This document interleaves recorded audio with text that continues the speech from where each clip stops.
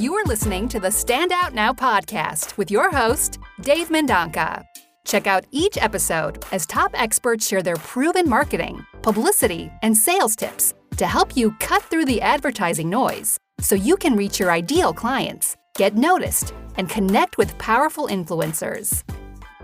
The Stand Out Now podcast is brought to you by podcastinterviewexperts.com, helping entrepreneurs attract clients through business podcast guest appearances.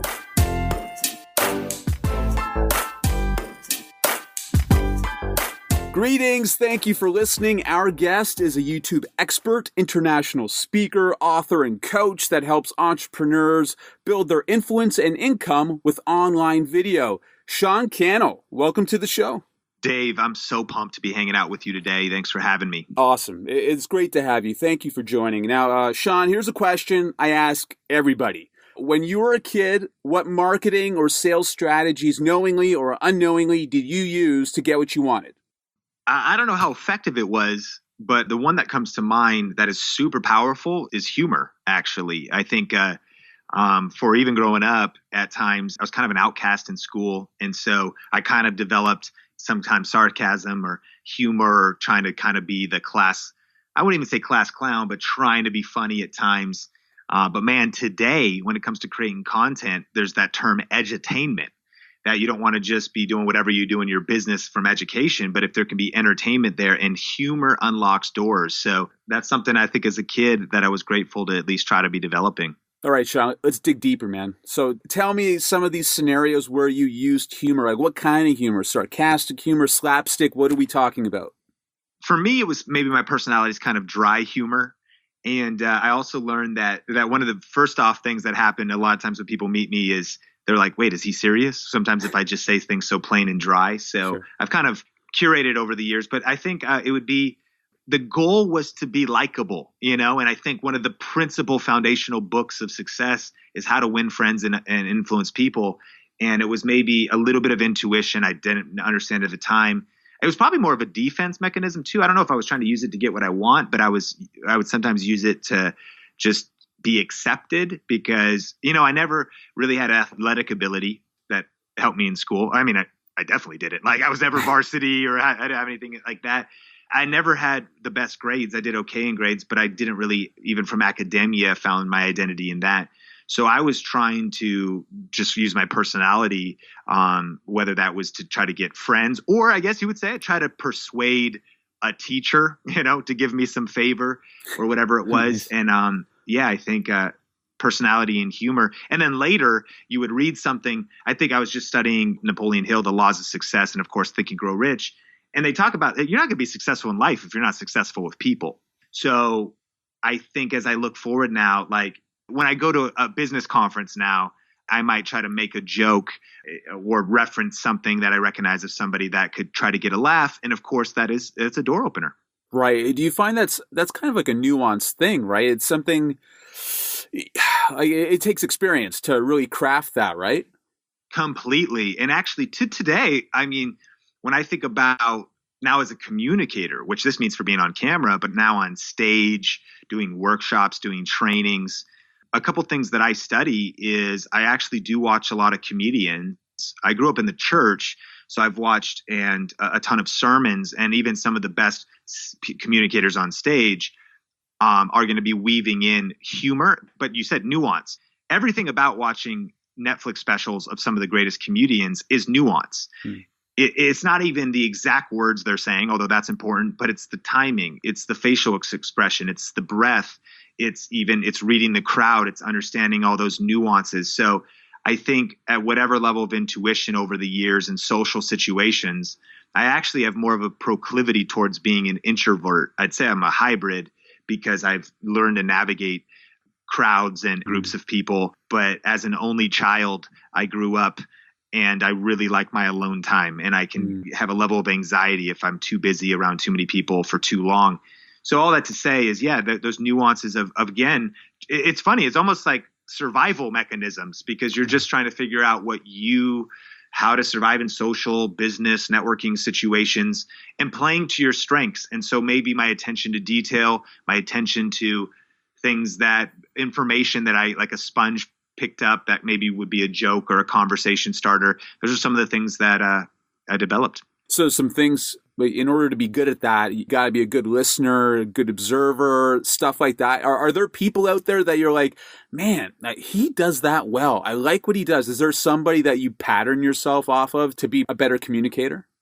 One thing that popped to my mind as you said that was my father repeatedly, and he is an incredible woodworker. And this could go a whole nother direction now because it makes me think, my father influenced me in so many ways, but someday I was thinking about writing a book. There's Rich Dad, Poor Dad, a famous book. I want to write a book called Creative Dad, Hard Ass Dad, because I had a creative dad and my parents eventually got divorced, but he was kind of a starving artist. And then I had an entrepreneurial dad that my mom married later. And if I only followed the creative dad, it was always like starving artist, paycheck to paycheck, incredibly brilliant with art, but never really figured out that business side. Then on the flip side, you get that entrepreneur that needs to be creative, though. They might just be so black and white or whatever it is. But I feel so blessed that I was really raised by two dads. And that brings me back to this idea of my dad would always say, attention to detail. One of his highest values was attention to detail. Later on in life, I learned from one of my mentors that the number of distinctions someone makes in any category determines their level of mastery. Using the example of like a financial person, I know very little about finances. That's probably not true anymore, but I know, interest rate, savings account, checking account. But you talk to somebody who's a financial expert, they know 300, 500 financial distinctions about stocks, ups, puts, amortization, this, whatever. The number of distinctions you make. So that's really been something that has added. It's the distinctions like Drake, who just won 27 Billboard awards, I think last night, is making more distinctions about what people are listening to, culture, the sound, who he's working with, whatever. Any master makes more distinctions, and that's the details. People say the devil's in the details. I'm like, God's in the details, man. It's the details that matter. So anyways, trying to pay attention to all of those little things. And it would be my dad who taught me that. So then there's a lot of communicators I love. A lot of them are hybrid entrepreneurs or experts in the industry, kind of like a Chalene Johnson or a Brendan Burchard or even a Gary Vaynerchuk. Or these are different influences in my life as an entrepreneur. Studying them, I love one of the biggest things, sorry, I'm ranting here, but one of the biggest things that frustrates me about entrepreneurs that have made it a little bit is when they go to conferences, they stop listening and taking notes and go into the sessions. They just like hodgepodge with each other and try to get noticed by other people and network, which is great. That's why you should be there. But I still want to be in the front row if I can, taking notes with the journal, because lifelong leaders are lifelong learners. But the reason I say that is like, they might be like, well, I've heard that content before. I'd be like, well, that's a pretty one-sided way of looking at the situation. If this person on the stage is further along than me, which they are, if they're doing things which I'm not doing or have some insights which I don't yet, then I'm there to listen to how they structured their talk, to watch their breath and their energy and their stance and where they stand on stage, where they go, what they do. If there's like an offer they have, how they structure their offer, how they structure their slides. I may have heard them, they might be talking about my same topic. I might know more about YouTube than them or something, for example. But it doesn't mean that there's not another 30 to 300 distinctions I could learn from this individual. So I apologize for ranting, but that it kind of all came back to my dad's influencing me like, hey, pay attention to detail. The details matter. As an entrepreneur now, I realize the details absolutely matter. Like in my business, customer touch points, the messaging we're putting out there, etc. So I'm loving Sean on his soapbox. This is like a great thing. Dude, I don't even we just got right into this. I'm all fired up now. So I hope this is going where you wanted it to. No, it was very, very useful. And, I think all those things that you mentioned have come into play to where you are today. And we'll get to that. But some very useful stuff. Like just communication is so powerful, especially in the industry that you're in. Like right now, Sean, entrepreneurs are listening, okay? They want to know about YouTube and how it's going to help their business. But before we get to that, when and how did you first discover YouTube? So I first actually got into video in 2003, and I was home from college for a summer, And I wanted to just get involved in something productive. I didn't, a lot of my friends would just party during the summer, which is fine, but I wanted to be doing something more productive, something that would be an investment in my future. So I actually, sight unseen, called my parents who were going to a new church and said, could you get me in touch with whoever runs the youth group? I'd love to volunteer. Because I think I was reading a book called Rich Dad, Poor Dad, and it talked about Robert Kiyosaki, classic book, mentioned one of the best decisions you can ever make as a young entrepreneur or as whatever age, if you want to move in a new industry, is immersion in that subject matter, that topic that'll just level you up. Like go volunteer at a nonprofit, go volunteer at a business, or go intern or whatever. I just was like, okay, I'll do that. And I was like, where could I do that in my small town?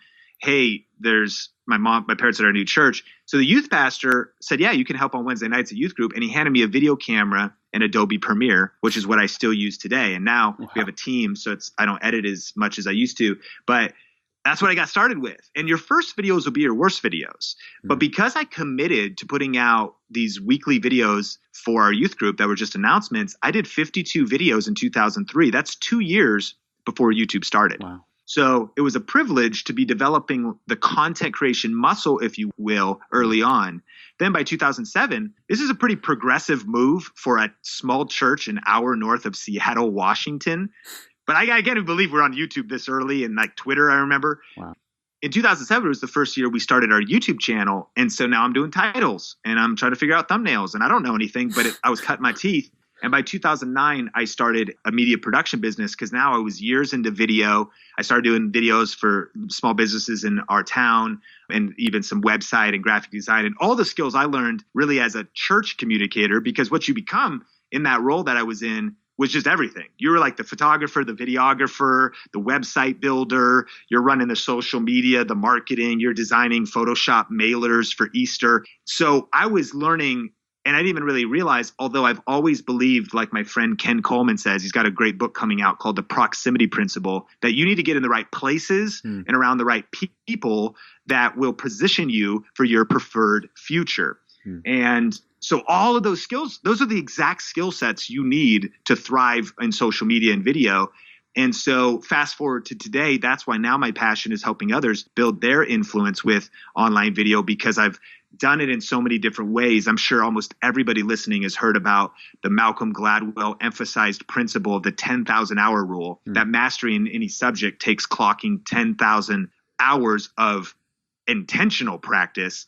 When it comes to video, I'm approaching 40,000 hours of being on camera, behind camera, writing scripts, setting up lighting, tearing things down, interviewing experts, like just immersion in the industry and being able to interview and connect with the best in this industry around the world. So that's going to have an impact. I mean, it's almost like, nothing's guaranteed, I suppose, but it's like you just go down that path, which is a path of pain and patience. Yeah. It's going to take you to a good place, though. And I think I had kind of just some level of understanding that if I always put myself in strategic places around strategic people that are connected to my purpose and my passion, I'll end up in the right place.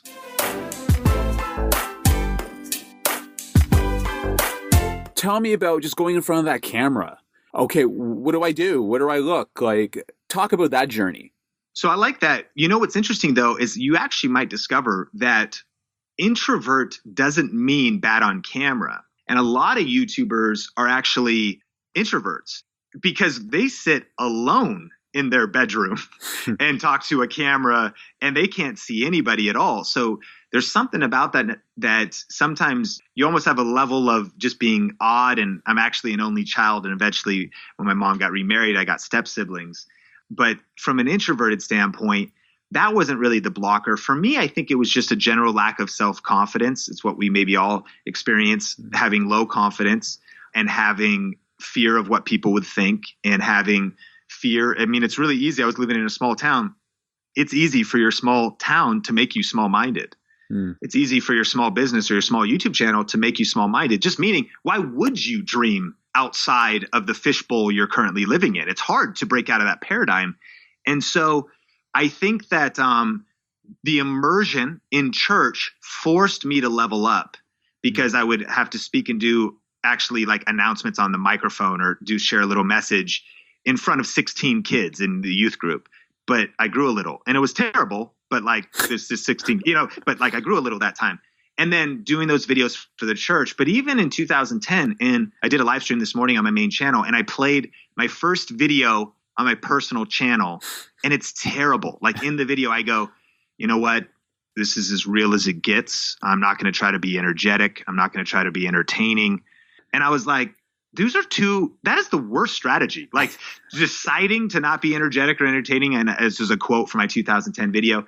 And I just put it out there. And I think for me, it's been much more about massive action and just thinking like, hey, I'm going to try to win this by hard work and a volume play, like just putting out as many repetitions. Like maybe other people get to their 6-pack abs faster than me, but maybe if I just do sit-ups for 10 years, eventually I'll have 6-pack abs. And so I've just been putting in the reps with video. I learned my confidence grew over time. And the co-founder of Video Influencers, one of our projects, and the co-author of our book, YouTube Secrets, Benji Travis, we met in that same small town. And so that was the genesis of our relationship, was now 9 years ago. And I started shooting videos for them. So I would say this, I started a little bit more behind the camera. I had more confidence for other people, confidence in my abilities as I started learning SEO, YouTube optimization. But it just took me a long time to build my confidence to be in front of the camera. And I remember Benji, who him and his wife were further along on YouTube and already kind of blowing up and growing, is he would be speaking into me because sometimes, in fact, this is true almost all the time, people around you can oftentimes see things that you can't see yourself that are already active in you. Yeah. And he saw like, he'd be encouraging me. And I'm talking about tons of repetition. Man, you'd be great on camera as well. Like you'd be great yourself as a creator, like encouraging me. You should start. And it just took me so much. It's just hard. Like it's hard to build that self-belief, but being around voices that will build up your confidence and encourage you. And then just spending so much time in the industry and then putting out bad videos first, I eventually built it like a muscle for the confidence I have today and the results we're getting. Yeah, you had to get those bad videos out of your system. There's no way around the hard work, right, Sean? You got to do it. And it was great that you had Benji there as a support system, right? Because, man, entrepreneurs, when they're coming out with their businesses, they're going to get some hate, some negativity. And, it's nice to have people that believe in you. And you had Benji, and Benji had you. So I think that was amazing.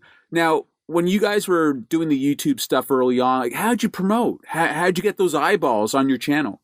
So early on, once there was the aha click moment for me on YouTube, and it was this. It was discovering the fact that YouTube is the second largest search engine in the world. And it's owned by Google, which is the first largest search engine in the world.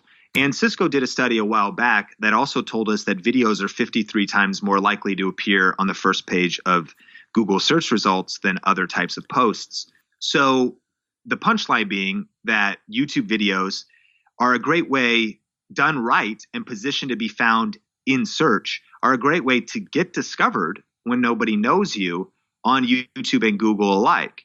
And so the next logical question then is, okay, what are people searching for then? And then what content should I create as an answer to those queries? And if those videos rank in search, and by definition, a ranked video, it means when you go to YouTube and you type in how to fix a Dyson, dryer or clothing washer, that's something people are really looking for. And if you grabbed your smartphone and just said, hey, I know a lot of people's Dyson dryer have been breaking. There's this little fuse in the back and you show them how to do it. Well, turns out thousands of people around the world, maybe tens of thousands, have that same dryer and need help on that pain point. Well, that same reality is true for pretty much everybody listening, meaning people are looking to YouTube and Google for how do I save money on my taxes? How do I stay motivated as an entrepreneur? How do I get redder, more flavorful tomatoes in my garden? How can I revive my dating life? How do I clean my gun? I mean, literally everything. That's a very American to say of you, right there. That is. And I'm actually not a gun owner myself, but I'm full on Second Amendment. So anyways, it's ultimately we're discovering YouTube's a search engine. This one fact has been sort of like the cornerstone of how I've built my career. Of course, a lot of other things matter, but I just began to develop a process. And today this has turned into our signature course. It's called Video Ranking Academy. It's about mastery in this area, but a process of, and here's a principle people can take to the bank. One of the biggest mistakes people make when it comes to creating content for the internet, and especially for YouTube, is they don't research before they press record. And what I learned was, wait, if I go do keyword research first, even industry research, asking questions like, what's trending right now? What are people looking for? What's hot in my industry? What are the biggest search terms called keyword phrases are people looking for in my industry related to my topic? And or what are the evergreen, and that's a term meaning just like evergreen trees, search terms that are relevant year round. So they're not hot now or trending. They're just always good. And I thought, okay, I'm going to build on that fact. And so on Think Media, now I've done, which is my main YouTube channel. I told you the story. I've been doing videos since 2003. Right around 2011 now, I had started my business. I took out a loan to buy all the gear. I bought this expensive video editing computer, this Canon DSLR, these lenses, $10,000. And I'm working at Red Robin. I'm like, hey, if I can't make it in my business, I'll pay this down with my tip money someday. But I learned about YouTube and affiliate marketing, and we could touch on that later. But I was like, I'm shooting weddings, and I'm shooting videos for small businesses, and I bought all this gear, but I also like wasted some money on some gear because I didn't know what to buy. There was no channels on YouTube to help me. So I just bought a bunch of stuff that I thought I needed, but I realized, man, I don't really know how to use this camera. And I actually remember when I first got a DSLR, there's a guy named Philip Bloom. At the time, he was selling a tutorial video. This kind of content would be free today on YouTube. It was $300. His like full guide on how to use the Canon 7D. And so I bought it, shipped to me in the mail, put it in my DVD player, if anyone remembers, and watched this video to level up. So I began to think, wait a minute, I could create another stream of income around the video ideas like best lighting for YouTube, best camera for YouTube, how to set the frame rate for the Canon 7D. And these videos meant to be positioned and searched and be discovered. Some would not succeed, but some would get a few hundred views and then a few thousand. And then you get a few more, and that led to subscribers. And now once you have subscribers, you don't have to only make ranked videos. Like you don't have to only base things on search. You could just serve the people that are in your community or make the videos you want to talk about. But when it comes to trying to get discovered, trying to get noticed, trying to get your business, if you're in obscurity, how do you reach popularity? You need a mechanism to meet strangers. And search is one of the most powerful ways. I believe in it today more than I ever have before. Strategic videos put behind the key search phrases and questions your target audience is asking is one of the absolute most practical ways to build your influence on YouTube. Awesome. Are there any like certain programs or websites people should go to that do have like a rock solid like search keyword kind of tool kind of thing? Yes. Number one, a great way to start is you could just go to the YouTube search bar and start typing. Everyone listening by now would probably recognize what will happen. It's going to finish your sentence for you. It's Google's auto predict, where if you type in how to lose on YouTube, it'll then say how to lose weight, and it gives you all these predictions. Those predictions are the exact search terms and phrases people around the world are searching for on YouTube. So when you see how to lose weight, you go, okay, well, that's maybe obvious. Of course, people are searching for that. But what'll happen is YouTube finishes your sentence and it'll say how to lose weight fast without dieting. Of course, that's the first one because who doesn't want to lose weight fast? But then it'll say like how to lose weight fast for teenagers without exercise. So then you're like, oh, man, that's an entirely different angle, and it's actually giving you the insight of what videos you should make. Second tool, layer on top of that keywords everywhere. It's free. You can install it. It's like a Google Chrome Firefox plugin. And then next to those search terms, as well as Google, even on Amazon, anywhere there's search, it'll start showing you the monthly keyword search volumes. So I just discovered the other day that how to grow on Instagram, because I featured a guest that's an Instagram expert, gets like 260 searches a month, but how to get followers on Instagram was more like 16,000 searches a month. It's then your responsibility to determine if the competition on the other side of that search phrase is something that you feel your current authority and channel size or whatever can compete with, because some of those search terms are highly crowded. But the power tip I'd give people is when you're just starting, you want to go long tail. What does that mean? The more specific, the better. How to get followers on Instagram for florists. That probably would be right at this exact second, the best Instagram training and the number one ranked video for any florist on planet Earth, because no one's going that specific, right? And so when you go longer tail, you go more specific, keywords everywhere. So you may not necessarily target the highest search volume things, but that's a good way to have data so you can make data-driven decisions in your strategy. And then another one is called vidIQ, which has it's a whole suite of tools that will help you see a lot of information about your videos.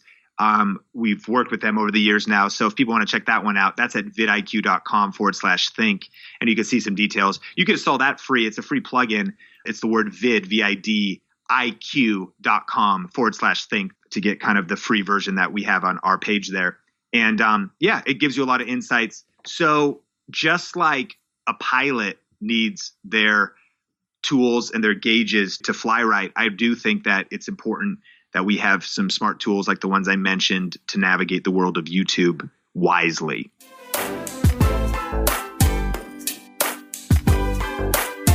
I just love the SEO. I love the search tools. It's so powerful. Now, Sean, let's just take a step back. Okay, let's do a scenario here. You're a super duper expert. I'm curious to see how you react to this. Okay, Molly has a cupcake shop, gluten-free cupcakes. She wants to start up a YouTube channel because she wants to attract more people to her site and more people to her brick and mortar store. Okay? So she has no idea how to operate a YouTube channel, set it up, any of that stuff.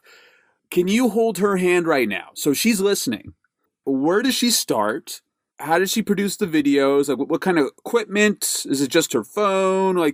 What is she doing from A to Z? As briefly as you can. Yes. Okay. So I'm going to give you as briefly as you can what I would tell Molly to do. First thing I'd probably tell Molly to do is Molly, how much time do you have and how much bandwidth do you have? Because Molly might be thinking, and I need to be doing social media, but she also might be thinking, I'm already burning 65 hours trying to get my cupcake shop to run. You might be in a tough spot. So here's my first tip. I think that business owners should be paying attention to YouTube ads, even if they don't start YouTube. What that would mean is you only need one video. You just need one video, and then you're going to use Google AdSense to pay to put that video in front of your target audience. Because what I'm also thinking is the best thing that Molly could probably do right now is get local customers. You mentioned her website, but I doubt she's shipping cupcakes to Japan. Right. Maybe. And so I would do YouTube ads to try to get more customers and drive more revenue for my business. Why? There actually is a verse in the Bible that a lot of people wouldn't think is in the Bible that says money solves all things. It's in Ecclesiastes. And of course, it doesn't mean money is the key to happiness, but it means that money is a problem solver. And I think that probably every entrepreneur right now could think of a few problems they have that money could help with, especially when you're trying to build a business, like hiring someone to help you shoot videos, run your social media. So if I'm Molly, I think I'm going to try to get an ad going first because that's going to be your shortest path to more profit so I can make more profit and reinvest. The second thing I actually would honestly do if I'm Molly is I would look in my local area for influencers and I would try to do influencer marketing. Here's what I would do. I would focus on micro influencers. And when I think about micro influencers, there's a couple friends of mine, and one of them, McKenna and Kyle Gott, they're vloggers. They live in Las Vegas. They recently were traveling around. As they were growing their vlog channel, they were just pumped if they could get anything free in Vegas. If they got a free round of golf, if they got to eat free at Nacho Daddy, they would just be like, yo, we vlog. And they weren't huge influence at the time, maybe a few thousand subscribers, maybe videos would get a couple hundred views. They were just trying to build their brand and work with things. And I'll tell you what, they would want some free cupcakes. They would, you know what I mean? To be part of and they're local Las Vegas vloggers. So whether it's free cupcakes, whether it's like a $50 gift card or whatever, I would look for local YouTube vloggers, even Instagram people, whoever. And that'd be the second thing I do, because you might be able to put your assistant on that, do that yourself. And what am I trying to do? Drive profit to get customers into the store. I apologize now, because number 3 is some tips about the YouTube channel. Should I cover those? Because that's now if Molly's like, okay, yes, but I actually do want to be a content creator. Should we go there? Let's throw a little wrinkle. Okay, so Molly, guess what, Sean? Molly has a cookbook, and she wants to teach people recipes and stuff like that to further like her thought leadership in cupcakes. What does she do with the YouTube channel? Perfect. So now, and I love what you're saying, because I actually would then think that'd be the next piece of advice, depending on the aspiration of the entrepreneur, is that there's some local business stuff you could do with YouTube, but you should have a global perspective, and you just hit it. Get that book done. Create a digital course about how to build a cupcake business and sell it globally using the global influence you're going to build on YouTube. So what I would recommend you do is start with your smartphone, invest in about $100 of accessories, an $80 light kit on Amazon. You could look up like a softbox lighting kit. There's one from Studio Pro. It might be $99. You could plug those into your walls. Lighting is the key to making video look great. The best camera in the world with bad lighting will actually look worse than your phone with good lighting, because cameras thrive off light. So I'd get a little light kit. I would get a lavalier mic or some sort of a microphone that you can plug into your phone, because second to the lighting is also the audio. Audio is one of the most important parts of video. So if in your cupcake shop, it's high ceilings and it's all concrete and it's an echo chamber, get a microphone, and you get like a $12 lavalier mic that'll plug into your dongle of your iPhone or straight into the headphone jack of your phone. And then like a tripod, get a smartphone mount and a tripod. So easily you could sit at a desk. This is going to cost you like $120, $130 on Amazon. And now you've got your content creation tool. If you want more gear than that, Think Media on YouTube, the word Think space media, type that in the search bar. We've got DSLRs and all kinds of things you can use. But I've learned that complexity is the enemy of execution. And so the more complex you start, like you don't want a camera that intimidates you and that has 4,000 buttons on it and you don't even know how to use 2 of the buttons. So that's why I really recommend just like getting started with your smartphone. You can level up your gear as you go. Next thing is you want to commit to just doing a video a week, because that I think is the bare minimum of consistent content. That's going to be 52 videos a year. And so what I'm going to do if I'm her is I'm going to reverse engineer. What do I want to happen? Who's going to buy this book? And if it's a cookbook, it's not really B2B in the sense of she's not trying to teach other cupcake creators. She's probably trying to get this in the hands of people who love cupcakes. So it's kind of consumer based. I would make a list of video ideas like how to do whatever with frosting or how to do the chocolate and the strawberry thing. And I would also put this in the beginning strategizing process. I would go look and study, go search around YouTube for the 10 to 20 channels doing something similar to what you're doing. It doesn't all have to be cupcakes. Food based, expand a little. That's kind of food, maybe party favors if cupcakes or whatever. Go study and take notes. What are people doing that are working? What kinds of topics? What kind of videos are they doing? And you go, I can make that one. Oh yeah, I have a great recipe for that. It's kind of similar. And then write down a few ideas. If you're Molly, you'll probably be able to write down you could probably do the whole year of content planning right then, and then commit to putting one of those videos out a week. I'm going to stop there because there is, of course, other things to know, right? But it is on the other side of actually getting started. And again, complexity is the enemy of execution, and it leads to overwhelm. Simplicity is the key to predictable success. So start with your phone. In fact, start with your phone without the accessories. Hold it up and shoot your first video and say, hey, I'm starting my weekly show. You're going to learn all things cupcakes, and it's going to be a lot of fun. And then you put out free, valuable content. Of course, this is content marketing 101 in a way of you put out free content that adds value to someone's life that gets them results in advance and even brings awareness to what you're doing, which gives you the permission to then at the end of that video to say, hey, if you love this recipe, it's just one of the 200 recipes that's in my book. If you want to check that out, I'll put a link to it in the description below. And then also, hit subscribe and I'll see you in the next video. But for all the nuances of what it would take to grow on YouTube, get the book then next, and start applying that.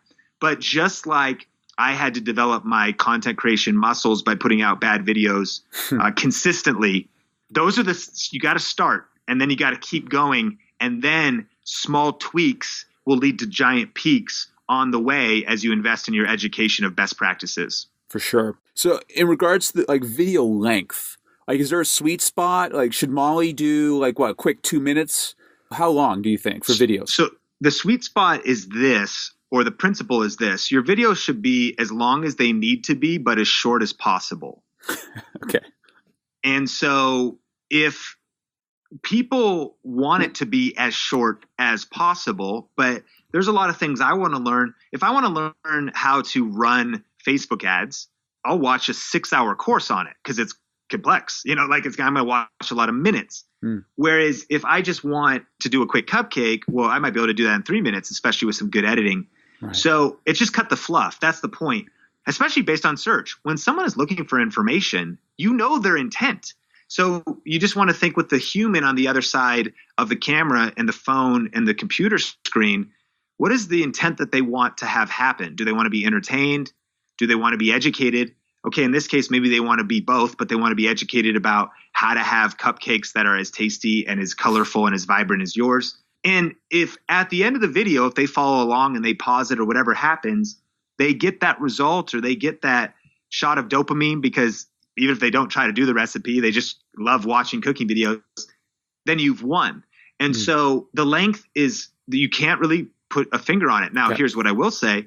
There's something to the fact, especially for entrepreneurs who maybe do coaching, consulting, whiteboard frameworks of breaking down their process, their proprietary process. You might, well, let me actually say this. You should actually probably always start with short videos because no one trusts you yet. Yep. And they're probably not going to spend an hour with you if they've never met you. So short videos are a good way to start, meaning like 5 to 10 minutes. Be brief, be bright, be fun, and be done. But here's the thing. Nice. Minutes matter most on YouTube. Not subscribers, not views, minutes.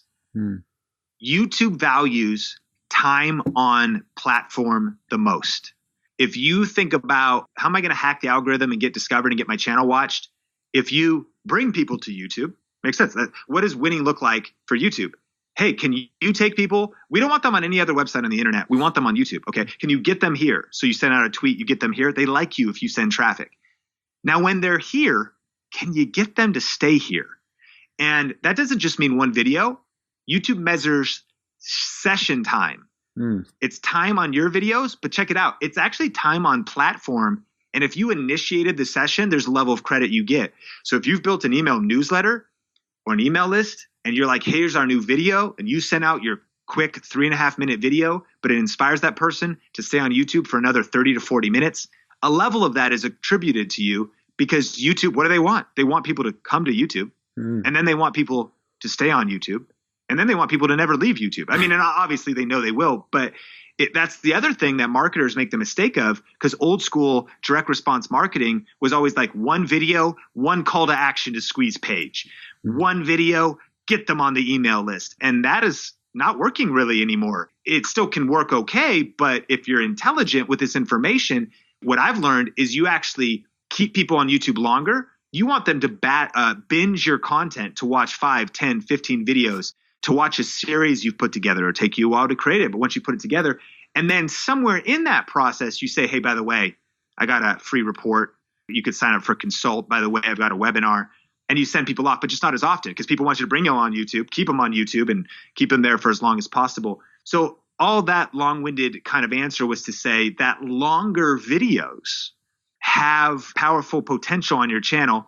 Again, you have to build that trust first. But right now on Think Media, in my analytics, YouTube tells me my top 10 videos in the last month. The top 2 are me doing a deep dive on affiliate marketing that I think is 2 hours long, and a YouTube Q&A that's a little over an hour. And here's the thing. They don't have that many quote unquote views. The affiliate one has 1,000 views. It's an affiliate marketing Q&A I did where I went very specific and do a lot of things. But it's my number 1 video in my analytics. So why is that when I have videos in the last month that have gotten 250,000 views?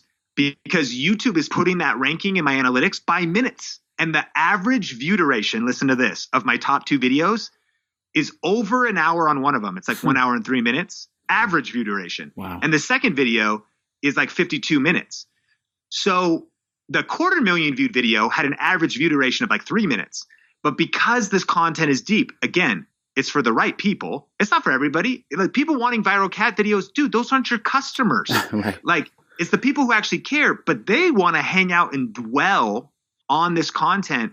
And so these 2 videos are YouTube loves me And he loves these 2 videos, and these 2 videos actually keep getting even more views because for whatever reason, the way I mean, it's funny too, because the content is somewhat random, but who knows? I mean, it's just longer. So it's just kind of like a nugget for some listening that, again, time on platform, longer content, if it could still be as short as possible. It takes you 25 minutes to teach your framework. Well, then put a 25-minute video out. You're not trying to get vanity metrics of just whoever. You're just trying to reach the people that matter to you, your business, your objectives, and don't hesitate to deliver longer pieces of value, and it can also help you grow.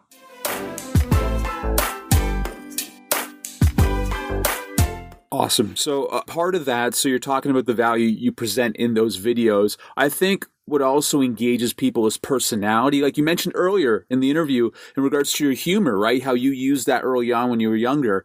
So with people doing these videos, it's all about authenticity, right? Like it's because you're talking about how when you start doing your videos, you're like, this is the real me. This is Yep. You're about authenticity, right? So if you're a funny person, be a funny person, or like you always got to bring the energy up, right? Okay, so in regards to the energy, here's a principle. I don't think you should ever change your personality per se, but the fact is this. The camera adds 10 pounds and it takes away 50% of the energy. So when you get on camera, that's why maybe you're like, all right, it's going to add 10 pounds. And it depends on the lens ultimately. But when you get on camera, if that's the case, well, then maybe you're choosing to dress in a slimming thing. Secondly, maybe normally you're not that energized. You just need to know that you should probably double your energy just because you will seem normal on camera, because being on camera takes away 50% of the energy that you think you're conveying. But saying that, I think I would encourage people, don't change your personality, because what's cool is you don't want to ever try to be like somebody else. One of the famous YouTubers is Casey Neistat, a known social media entrepreneur, Gary Vaynerchuk, a mentor of mine, Chalene Johnson. She's a fitness celebrity. And so the thing is, these people have all succeeded. And guess what? They're all very, very different. They have different personalities. They talk different. So the truth is, I can never be a better Casey Neistat or a Gary Vaynerchuk or Chalene Johnson. I have to be me. And the people listening, you got to be you. You got to be you times 2. Like, you got to go all in. And so when you look at YouTube, there are people that are actually, they are kind of soft spoken. They're more chill, and people resonate with that vibe. Some people, like you've got Gary Vee, he's New York, he's cursing, it's crazy. And people absolutely love him, and people absolutely hate him. It's like he's a polarizing dude. So ultimately, people are going to resonate with you. And we like to say your vibe attracts your tribe. So amplify your strengths. Don't try and be someone else. Figure out what your strengths are and multiply it. So exactly, you don't have to be funny. Some people just want maybe the raw information or whatever. Be you. And also, like, if you're not naturally funny, it's going to be very hard to be funny because you just aren't naturally. Right. But if you are, it's playing to your strengths. It's just realizing, like, man, in football, if I wasn't tall enough to catch the pass, then at least I could try to, like, check the person's knees and get them, like pass interference. Just trying to figure out what the angle you're able to play to. And again, if you search globally and you look at success on YouTube, the amazing thing about it, sure, there's commonalities, but one of the most amazing things is just how much diversity there is. Look, we've learned that age doesn't matter because people of all ages have succeeded on YouTube. I was just on my friend's podcast, Steve Dotto. He's leading a movement called Gray Matters. And as someone in his legacy years, he's killing it. Just hired another employee. He's got his YouTube channel. So he's on the gray side of things. You've got 7-year-old guitar prodigies going viral. So all the ages are covered. All the ethnicities are covered. All the countries are covered, of people who speak good English and who don't even speak English at all, of people of all shapes and sizes, ethnicities, and backgrounds. The key is they're definitely playing to their strengths. They figured out their thing. They figured out their sweet spot. And then I do want to challenge people. That also doesn't mean that you're going to be good today. I wasn't. You will probably suck at the start. And you have to, a phrase I say is, as I walk through the season of suck, I will fear no evil. Like, you got to get through the season of suck to acknowledge the fact that even your raw material playing to your strengths, you still need to grow as a communicator. Like, I've grown in humor. I've grown intentionally trying to play to my particular DNA. And when you do that, that's what will connect with the world, because, you know, you're born an original, don't die a copy, they say, right? Be you times 2, figure out your voice. And that's what's going to resonate with people. Amen, Sean. Amen. So Molly, she's ready. Okay. She's got her phone. She's going to do the video. She's done her research. She's committed to posting videos once a week. Now, the call to action in her video. She doesn't want to come off salesy, Sean. So what should she say about her cupcakes, her book, all that sort of thing? A very interesting belief is I believe you should always have a call to action in every single piece of content pretty much, but it shouldn't always be a traditional business call to action in fact, most cases it shouldn't. So for example, and I'm going to take it kind of just curveball here and just take us to Instagram. A lot of people, because I talk so much about YouTube, they ask questions like, how do I use my Instagram to grow my YouTube channel? And my answer is you don't. You use your Instagram to grow your Instagram, because people are not trying to follow you on Instagram just so you can post a promotion for every YouTube video you post, if that makes sense. They're following you on any one particular platform so they can get value on that platform, and they can probably stay on that platform. In fact, each night, my wife and I actually cut the cord on cable a while ago, and now we're all like Hulu and Netflix. But we actually start every night with YouTube. We sit in front of our smart TV and we go to our subscription feed and we look at some of our favorite people. Even if there's call to actions on that, now we're 2-screen, we'll go on our phone. But in that viewing mode, we're watching YouTube. We don't want to leave YouTube. We're staying on YouTube. That's what I want. So I guess my point is this: a huge mistake entrepreneurs and marketers make is their thought is every single piece of content they come out needs to get people back to their website, needs to get people back to their book or whatever. When the way a relationship grows, though, is through multiple interactions. It's kind of like if I would have rolled up to my wife and been like, yo, Sonia, nice to meet you. Kissed her on the lips. Will you marry me? Now, we've kissed today, Dave. In fact, we've done more than that. We're married, right? You know what I mean? Awesome. But if I would have kissed her the day I met her, I might have ended up in like short-term jail with a sexual harassment thing because of the speed with which I was trying to get to the call to action, to get to the business result, if you will. And so you kind of got to slow down and imagine this. Imagine someone watched the YouTube video and afterwards they were just like, wow, Molly's awesome. I can't wait till I hear the next thing from Molly. So call to action, in my opinion, here's like the first one. I actually think the call to action at the end of your YouTube video should be to another YouTube video. This is kind of how you sell without selling. I might in the whole YouTube video actually say, in chapter 2 of my book, YouTube Secrets, I talk about but I may never even say go buy it, or I might just lightly say it's out because look, if someone wants it, they're going to get it or they're not. Now, it's not to say you never give a hard call to action to something specific, but in most cases on social media, what did some of the greats do on all the platforms, LinkedIn and Facebook? At the end of a Facebook video, the call to action is to like the post and share, because they want the post to go viral. If the call to action was to go to a website, the post would probably die because Facebook doesn't want people to leave either. No one wants any platform, like they don't ever want anyone to leave. And so when you link away from the platform or you put a link in there, so I don't know if I'm communicating clear here, but I think that the call to action, as soon as you finish the video, you could say, hey, if you enjoyed this video, then make sure to watch my whole cupcake series. What are you doing as a result? You're keeping people on the platform. That means the algorithm's pushing your videos to more people. That means you're getting more subscribers. That means you're getting to know more people. And how does business work? It works by people knowing you. You have to even get discovered first. And now you're doing that because you're not killing the algorithm by always sending people away. They need to know you. They need to begin to like you. Typically, someone liking you, I kind of have a good first impression. I may hear more from them. Okay, I kind of like their stuff. After they engaged with your video that didn't sell or even send them really almost anywhere, you're going to probably show up in their feed again if they resonate with you next week when you post that or 2 days later. And now that they've seen 8 pieces of your content, now that they've seen 14 pieces of your content in marketing, there was this old rule called the rule of 7 that said it took 7 sales touch points to generate a lead, or 7 touch points to generate a viable sales lead. Think with Google just updated that. It's now 21 to 24. So if Molly wants to sell her book, she probably is going to be selling it to someone who has already watched 24 of her videos or watched 10 of her videos, saw a couple of her posts on LinkedIn, also follows her on Twitter, and then sees the tweet. There you go.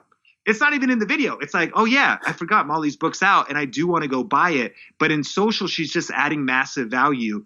This is a very hard thing to wrap our minds around because we're like, well, what if I never get sales? I don't even know if that'll work. That doesn't sound great at all. You're saying like hope and pray. I'm not saying hope and pray. I'm saying be very, very intentional.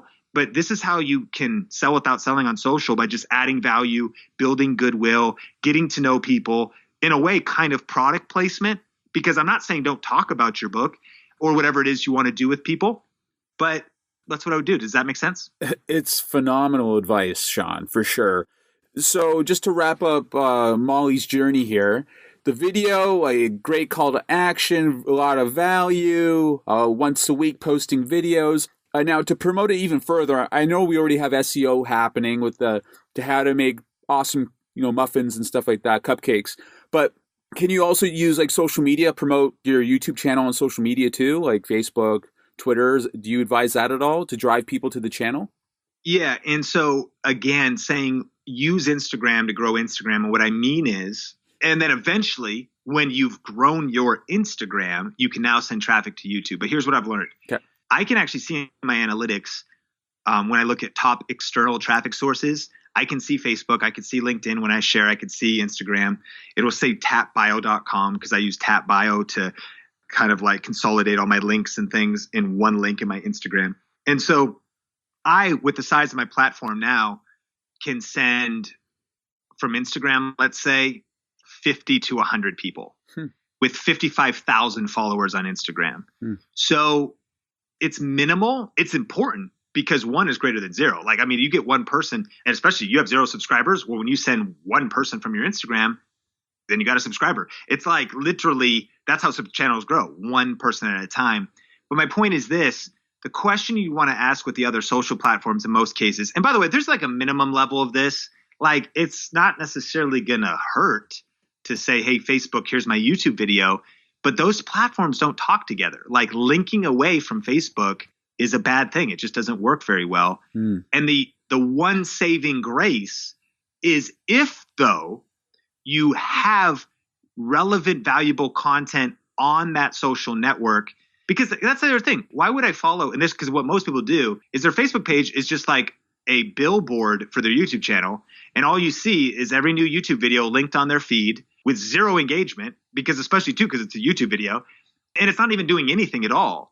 I guess my point is, if you're uploading native video on Facebook, meaning content that is just value right there, it's not a YouTube link, it's uploaded to Facebook, text posts, photo posts, you have considered why people are on Facebook, what value you're going to give them, you know who your target audience is, what your value proposition is, and you figure out a way to be consistent with posting content on Facebook, then you're posting valuable post, valuable post, valuable post. Hey, by the way, my new YouTube video is out. Go check it out.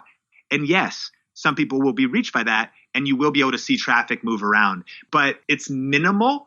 And so actually when people are starting, I think the power of focus is so true. And this comes out of me just not having focus for so many years, chasing too many things. If we try and chase 2 rabbits, we end up catching neither. And when you're just starting on social, I think there's something about going all in with one platform, kind of mastering it, figuring it out, because the best way to grow your YouTube channel is on YouTube. You know what I mean? Like to master YouTube, to think about what YouTube wants. That's where the big views are going to come from. And again, this goes back to leverage. Like Molly could do YouTube ads first, work with influencers, make more money, then hire a videographer, social media assistant person. And now that person is not just covering that weekly YouTube show, but is helping her produce and put out content on other social, and things are scaling faster. Because what I think everyone's starting to realize is that social media is free and is really cool, but does take time, and you either have one of 2 things. If you're listening, you either have time and you don't have money. So, but you could put in a sweat equity and just do all this stuff, or you have money and you can invest that money into scaling. So my point is this: if you start on YouTube, I just want to go all on YouTube for a couple of years. Get the other channels, secure your URL and your brand name, post when you can, but like 90% on your main platform, 10% dabbling other places. Today, I have a team. So now at some level, we are dominating multiple platforms. People need to understand this is not a one-man show now, even close. It's because I've been going through seasons and stages. And guess what? YouTube got so healthy, started producing so much revenue. You need to get your gusher gushing. You don't just need, if it's just a drip, you don't want 4 or 5 trickles that don't pay the bills. You want one that turns into a river that covers your basic needs, that then turns into a raging river that is a little beyond that then turns into a massive flood and breaks the dike and just of revenue, because again, that revenue is going to solve problems. So now you've got multiple shows on the internet, you're on multiple platforms, you're doing multiple things. And now you have multiple rivers that start out as other trickles at times. It's a very important seasonal thing. And just to add, I know we're kind of just riffing here on some other things. One of the things that's really been on my heart is so many people are putting out content on social. There's so many gurus and experts. And well, the truth is they're not all right. Let's just assume they're all right. What I've been learning is just because they're right doesn't mean they're right for you. Because what they're doing is they're speaking from where they are right now, and their wisdom is right, but you really need to know where you are. Like if I'm going to try to take my car out and get it winter ready, but it's the middle of summer, then I'm doing the wrong thing in the wrong season. So you need to know what season you're in. And I'm saying if you're just kind of starting on social, I'm saying pick one platform. I'm not even saying it has to be YouTube. Pick the best platform for your business. Get it gushing, generating, get it systematized, get it delegated, get it like happening to where it's not causing too much friction. Because the last thing you want to do is like, if it's causing friction, it's not gushing, you can't stay consistent on it, then why the heck are you adding 4 other social platforms that are just going to make that even worse? You're right. It doesn't make sense. Everybody, I hope you're listening to Sean here. Sean, thank you for your generosity with all these tips. So many things you mentioned, I'm logging into my brain because I have a YouTube channel that's just barely launched for this podcast. You've given me ideas. And now because of your tips, Molly's rocking it right now. She's selling the book. She's got over 200,000 subscribers. So a great advice, Sean. And I hope people take it to heart. You know what you're talking about. And wow, I'm just speechless right now. That's pretty hard for me to be so. So, Sean, that's awesome. Talk about your book, YouTube Secrets. It's a great book. I've got it. Talk about Think Media. Talk about video influencers, please. Yeah, well, hey, I appreciate your kind words, Dave, and thanks again for having me on. It's just an honor to be with you and your community. And yeah, YouTube Secrets is only been out for a few months. It's out now on all the formats, on all the Amazons around the world. So you can get physical, ebook, or audiobook on all the Amazons. Check that out. In part 1, we go through the 7 C's of YouTube success, which I'm kind of encouraged by. I didn't know if this would be possible. Only time will tell if it is possible. But the problem with social media books is they get outdated really quick. And one of our goals was to be a little more principle-based. And so the cool thing about the 7 C's of YouTube success is they are timeless. They will work 4 years from now. They'll work 8 years from now. And they're the framework and the foundation of predictable success on YouTube. And dare I say, they would apply to other online platforms as well. And then in part 2, we went more immediate tactics, realizing that those would shift a little, but that it would give, I think, the book a lot of longevity by having kind of that principle-based foundation. So you're going to learn kind of the latest viral trends in social media, more on ranking and trends and scaling your team even, and all kinds of things. So yeah, YouTube Secrets, definitely check that out. If people want a lot of just valuable content that is free, you could type in the words Think Space Media in the YouTube search bar, or type in the word Video Space Influencers, plural, and we have a weekly interview show with people that are killing it with video, whether YouTubers or entrepreneurs. And that's my heart. Is I'm a businessman at heart, and I'm a YouTuber as well.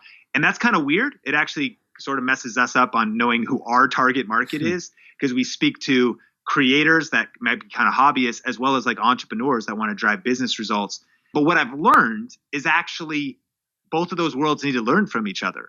And that's like on video influencers, the entrepreneur, brick and mortar business owner can learn from the YouTuber, of course. But the YouTuber, I've met a lot of famous YouTubers that are living paycheck to paycheck.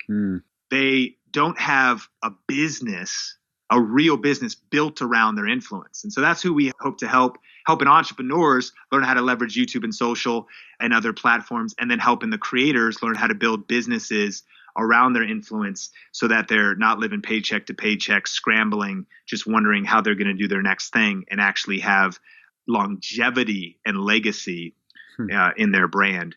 So yeah, Think Media Video Influencers, YouTube Secrets, that'll help people. And appreciate you letting me talk about them. No worries, Sean. Websites for Think Media Video Influencer, SeanCannell.com is my home base. If there's one thing I'm weak at least right now, I guess our team, we're going to be doing a rebrand soon. But SeanCannell.com, thinkmedia.video, videoinfluencers.com, tubesecretsbook.com, tubesecretsaudio.com. We have other websites out there. But yeah, check all those out. Sean, a tip of the cap to you, sir. Thank you so much. Dave, appreciate you. Awesome. Thank you, everybody out there, for checking out this episode. Really appreciate it. Enjoy your week. Thank you for listening to the Stand Out Now podcast. Don't forget to rate and review our show on iTunes. Also, you can find out more about our program at thestandoutnowpodcast.com. Thanks again, and have a great week.